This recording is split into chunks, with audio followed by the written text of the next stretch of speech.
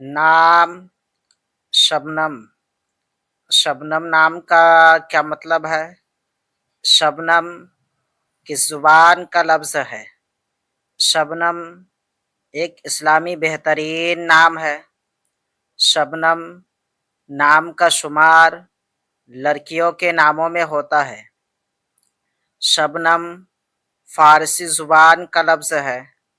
شبنم نام کا مطلب ہے رات کی نمی، اوس، تازہ پانی جیسی۔ انگریزی الفاظ SHABNAM، شبنم، نام شبنم، زبان فارسی، معنی اوس، رات کی نمی۔